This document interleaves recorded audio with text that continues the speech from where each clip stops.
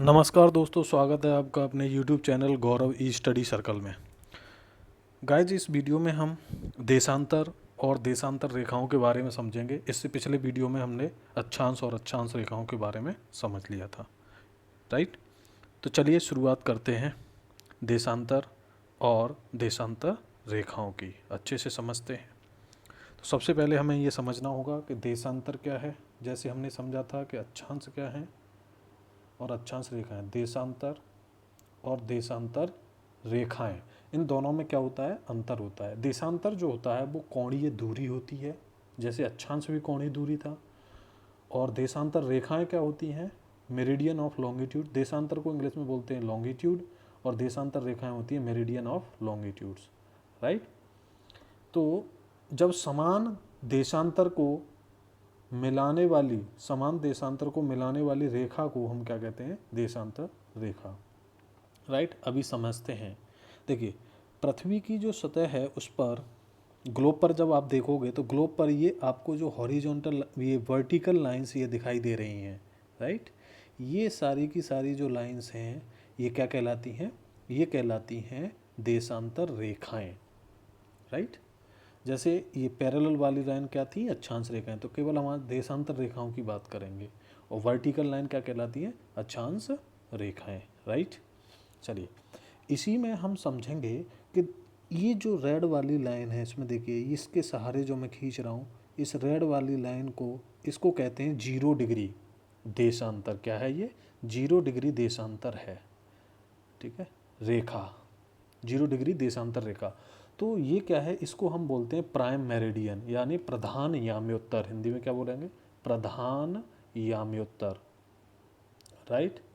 इसको हम बोलते हैं प्रधान याम्योत्तर।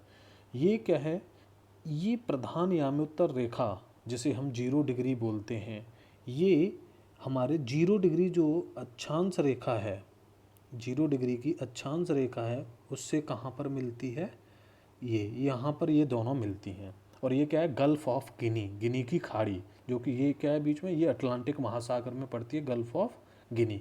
वहाँ पर 0 डिग्री देशांतर रेखा और 0 डिग्री अक्षांश रेखा दोनों मिलती हैं, राइट। अब मैं पहले आपको समझा दूं कि जो देशांतर होता है वो क्या है। तो ये है पृथ्वी का सेंटर, जहाँ पर ये दोनों, अब यहाँ से क्या है कि पृथ्वी की परिधि पर किसी भी बिंदु की कोणीय दूरी, ठीक है, कोणीय दूरी, यानी इस प्रधान याम्योत्तर रेखा के पूर्व या पश्चिम में, वो क्या कहलाती है, देशांतर। जैसे ये प्रधान याम्योत्तर, इसके ईस्ट में या तो हम कोणीय दूरी लेंगे या इसके वेस्ट में, इस तरीके से, राइट। तो जब क्या होगा कि इस तरीके से मैं पृथ्वी की परिधि पर कहीं भी समान देशांतर बनाऊंगा, तो इसको बनाने पर ये वृत्ताकार रेखा बन जाएगी। तो इसी को हम क्या बोलेंगे, देशांतर रेखा, राइट, समझे। तो देशांतर रेखाएं भी क्या होती हैं, वृत्ताकार होती हैं और काल्पनिक होती हैं, राइट। और इन सभी देशांतर रेखाओं की जो लंबाई होती है वो समान होती है, जबकि अक्षांश रेखाओं में ऐसा नहीं था। सबसे ज़्यादा लंबाई कौन सी अक्षांश रेखा की थी, 0 डिग्री की थी, राइट। इसमें सारी देशांतर रेखाएं समान होती हैं, राइट। अच्छा, दो जो देशांतर रेखाएं होती हैं, दो देशांतर रेखाओं के जो बीच की जगह होती है, उस प्लेस को हम क्या कहते हैं, गोरे, समझ लें, गोरे।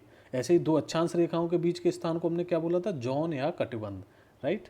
अब यहीं हम बात करेंगे कि 1 डिग्री देशांतर, जो 1 डिग्री देशांतर है उसकी वैल्यू क्या होगी, राइट। तो 1 डिग्री देशांतर की भी वैल्यू जो होती है वो बराबर होता है किसके, 111.32 किलोमीटर। ये कैसे निकल के आता है, ये भी निकल के आता है, जैसे हमने अर्थ की आपको 2 तरह की सरकमफेरेंस बताई थी, परिधि बताई थी, ठीक है। एक क्या थी, एक पोल टू पोल सरकमफेरेंस थी और एक इक्वेटोरियल सरकमफेरेंस। तो इक्वेटोरियल सरकमफेरेंस क्या थी, वो ज़्यादा थी, 40,072 किलोमीटर। इसमें आप 360 से डिवाइड कर दोगे तो 111.32 किलोमीटर। तो इसको भी राउंड कर करके 111 किलोमीटर ही मान लिया जाता है, राइट। चलिए, यहाँ पर एक बात ध्यान रखें कि जब आप 0 डिग्री से नॉर्थ और साउथ की तरफ जाओगे तो दो देशांतर रेखाओं के बीच की जो दूरी है वो कम होती चली जाएगी। देख रहे हैं ना, इस बात को समझ रहे हैं। जब आप 0 डिग्री के अक्षांश रेखा के यानी विषुवत रेखा के उत्तर या दक्षिण में जाओगे तो दो देशांतर रेखाओं के बीच की दूरी कम होती चली जाएगी, जबकि दो अक्षांश रेखाओं के बीच की दूरी कांस्टेंट रहती है, राइट। इस बात को ध्यान रखें। चलिए अब हमने समझा और समझते हैं कि ये जो रेड वाली है ये क्या है, 0 डिग्री देशांतर, जिसको प्राइम मेरिडियन कहते हैं। इसका दूसरा नाम होता है GMT, ग्रीनविच टाइम, ग्रीनविच रेखा कहते हैं, क्योंकि ये लंदन के पास कहाँ से, ग्रीनविच से गुजरती है, ठीक है, जहाँ पर कि रॉयल एस्ट्रोनॉमिकल ऑब्जर्वेटरी है, राइट, वहाँ से ये गुजरती है, ठीक है, वहाँ पर एक घड़ी रखी हुई है। तो इसीलिए इस रेखा को 0 डिग्री देशांतर को पूरे विश्व का मानक समय माना जाता है, ठीक है, स्टैंडर्ड टाइम माना जाता है, इसको रेफरेंस माना जाता है। ये कब घोषित किया गया था, इसको 1884 में, राइट, मानक समय इसको पूरे विश्व का, राइट। चलिए अच्छा, देशांतर की बात करें अभी, इसी के हिसाब से जो 0 डिग्री देशांतर है ये रेड वाला, इसके ईस्ट वाला भाग और ये वेस्ट वाला, तो ये ईस्ट वाला भाग क्या कहलाएगा, पूर्वी गोलार्ध, और ये पश्चिमी गोलार्ध। अब मैं एक अलग से आपको चित्र बना के दिखाता हूँ, राइट।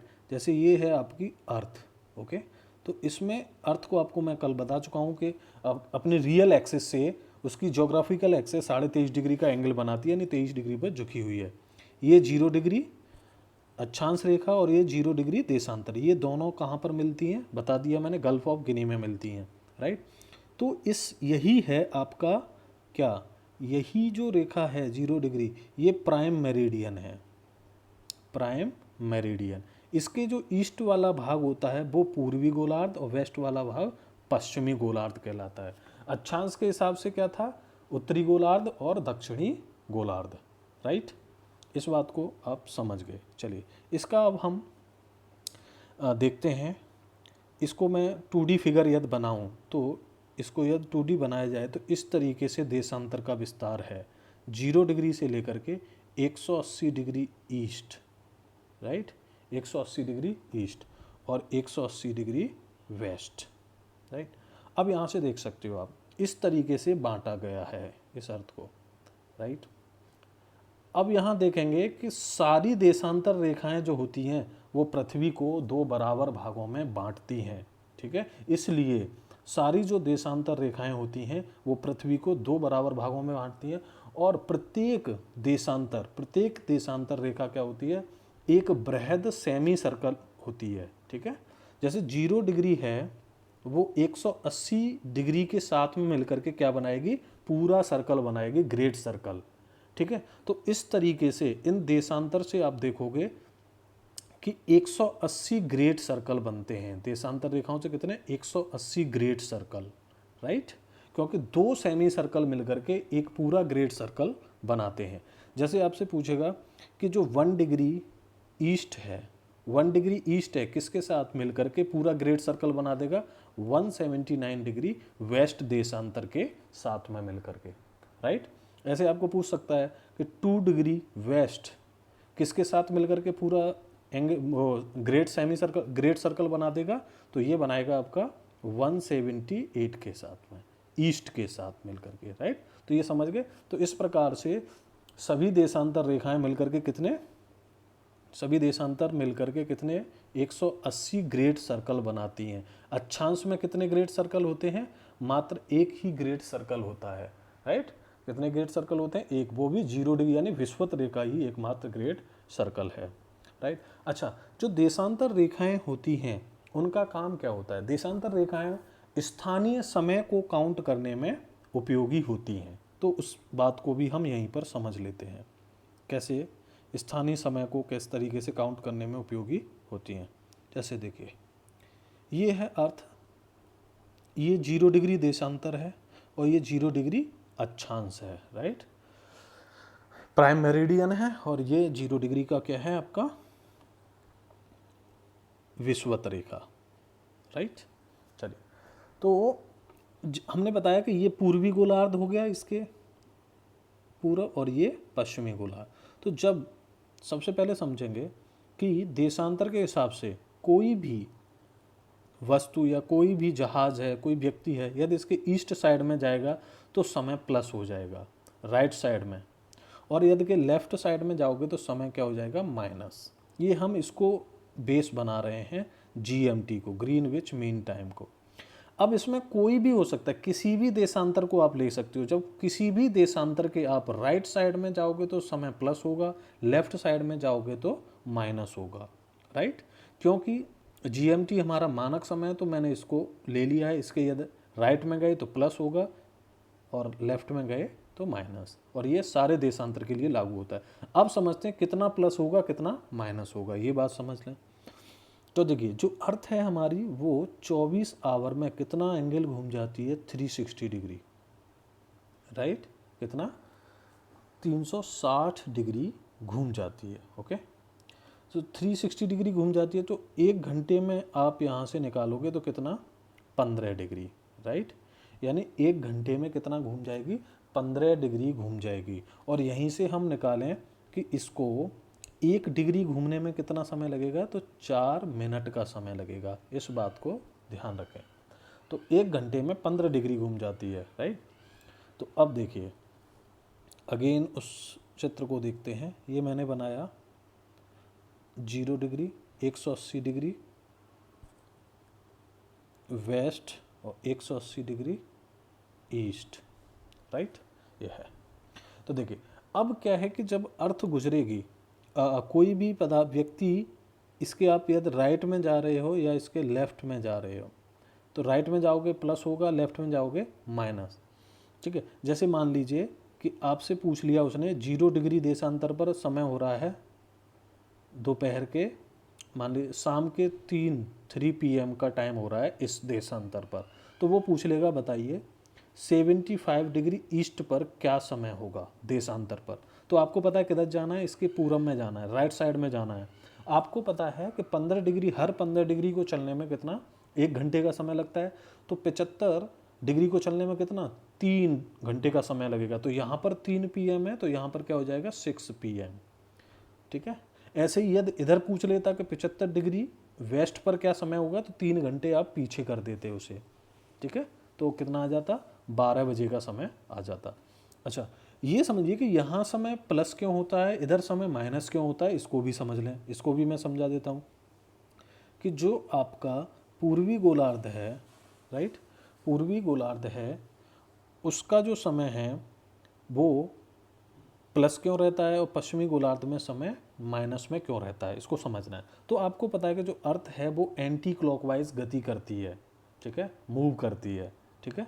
यानी घड़ी की सुइयों के विपरीत दिशा में जब सूर्य की परिक्रमा अपनी अक्ष पर भी और सूर्य के चारों तरफ भी एंटी क्लॉकवाइज ही घूमती है। तो समझिए जैसे ये सूर्य है, सूर्य देवता है, तो सूर्य के सामने सबसे पहले कौन सा गोलार्ध पड़ेगा, ये पूर्वी गोलार्ध पड़ेगा, राइट। उसके बाद में पीछे वाला भाग आएगा, इस तरीके से चल रही है।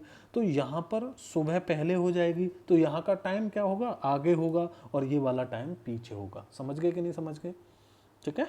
ये कॉन्सेप्ट समझ में आया, क्लियर, राइट। इसलिए पूर्वी गोलार्ध में आप जब किसी भी देशांतर के आप राइट में जाते हो तो समय प्लस और लेफ्ट में जाते हो तो समय माइनस, राइट। अच्छा यहीं पर एक बात और समझ लें कि देशांतर रेखाओं की संख्या कितनी होती है, ठीक है। चलिए इसे भी क्लियर कर लें। तो देशांतर रेखाओं, वही क्वेश्चन आना चाहिए, 0 डिग्री, 180 डिग्री ईस्ट वेस्ट और 180 डिग्री ईस्ट, 2 जगह, एक तो आपको ये ग्लोब पर दिखाई देगा और एक मैप पर। तो जब ग्लोब पर हम बात कर, मैप पर हम बात करें तो 180 डिग्री वेस्ट और 180 डिग्री ईस्ट दोनों ही क्या हैं, अलग अलग हैं। तो ये मैप पर देशांतर रेखाओं की संख्या हो जाएगी 361। और जब ग्लोब पर आप बात करोगे तो इसका 3D फिगर बना दिया जाए तो 180 वेस्ट और 180 मिल जाएंगे, तो उस केस में आंसर होगा 360। समझ गए कि नहीं, राइट। ये बात क्लियर हो गई होगी। चलिए अब हम समझते हैं कुछ और बातें। चलिए तो देशांतर रेखाओं के बारे में हमने सारा कुछ इसमें जान लिया। अब हम थोड़ा सा समझते हैं कि जो भारत है, जो पूरी, हाँ यहाँ पर हम देखें 0 डिग्री से लेकर के 180 डिग्री वेस्ट और 180 डिग्री ईस्ट में कितना टाइम डिफरेंस हो जाएगा। तो आप समझिए ये 0 डिग्री, यहाँ से 180 डिग्री तक जाने में कितने, प्लस 12 घंटे होंगे यहाँ पर ईस्ट पर, और यहाँ माइनस 12 घंटे, ठीक है। तो 180 डिग्री देशांतर पर पूछेगा, जीरो वाले के जस्ट अपोजिट 180 डिग्री देशांतर पर कितने घंटे का अंतर हो जाएगा? 24 घंटे का, मतलब पूरे एक दिन का। जैसे ही आप 180 डिग्री को पार करोगे लेफ्ट या राइट, तो क्या है, एक दिन का परिवर्तन हो जाएगा। ठीक है, ठीक है, वो कैसे होगा वो मैं अलग इंटरनेशनल डेट लाइन में बताऊंगा। राइट, तो ये समझ लीजिए कि 180 डिग्री पर कितने घंटे का अंतर होता है? 24 घंटे का अंतर होता है, यानी एक दिन रात का अंतर हो जाता है पूरा, यानी दिन ही चेंज हो जाएगा। मंडे का ट्यूसडे, ट्यूसडे का मंडे हो जाएगा। राइट, और बात ध्यान रखें कि जो पूरी अर्थ है, पूरी अर्थ को हमने कितने टाइम जोन्स में बांटा है? तो पूरी अर्थ को 24 टाइम जोन्स में बांटा जाता है। ठीक है, टाइम जोन्स में बांटा जाता है। राइट, चलिए, जैसे रशिया है, विभिन्न देशों में अलग अलग टाइम जोन्स होते हैं उसके देशांतर विस्तार के हिसाब से। जैसे हमारा भारत है, तो हमारे भारत में क्या है, एक ही टाइम जोन है, 82.5 डिग्री ईस्ट जो देशांतर है वो हमारा मानक समय है भारत का। ठीक है, ईस्ट देशांतर मानक समय है। ये क्या है, मानक समय क्या होता है? मानक समय सभी देशांतरों का औसत होता है जो उस देश से बीच से होकर के गुजरता है। सुविधा के लिए सभी देशांतर के औसत को क्या बना लिया जाता है? मानक समय ज़्यादातर बना लिया जाता है। जैसे रशिया है, रशिया में 11 टाइम जोन्स हैं। ठीक है, यूएसए में 9 टाइम जोन्स हैं, कनाडा में 6 टाइम जोन्स हैं, चाइना में 5 टाइम जोन्स हैं। ठीक है, इस बात को याद रखें। चलिए, अब हम देखते हैं कि बोला जाता है कि भारत का जो मानक समय है 82.5 डिग्री ईस्ट देशांतर, ये प्राइम मेरिडियन यानी जो 0 डिग्री देशांतर है उससे 5.5 घंटे आगे है। कितना? 5.5 घंटे प्लस है। तो इसको कैसे काउंट करेंगे, किससे? ये कई बार क्वेश्चन पूछा भी गया आया है। यानी आपका ग्रीनविच मीन टाइम से भारत का जो मानक समय है वो 5.5 घंटे आगे है। तो इसको आप कैलकुलेट कर सकते हो कैसे? 82.5 डिग्री आपको ईस्ट में जाना है। राइट, तो आपको पता है 15 डिग्री चलने में कितना? 1 घंटा लगता है। ठीक है, तो 75 डिग्री में कितने? सीधा सीधा 5 घंटे हो जाएंगे। अब कितना बचा? कितने डिग्री बचा? 7.5 डिग्री और चलना है। तो 15 डिग्री में 1 घंटा, तो 7.5 में आधा घंटा। तो इस तरीके से 5.5 घंटे क्या हो जाएगा?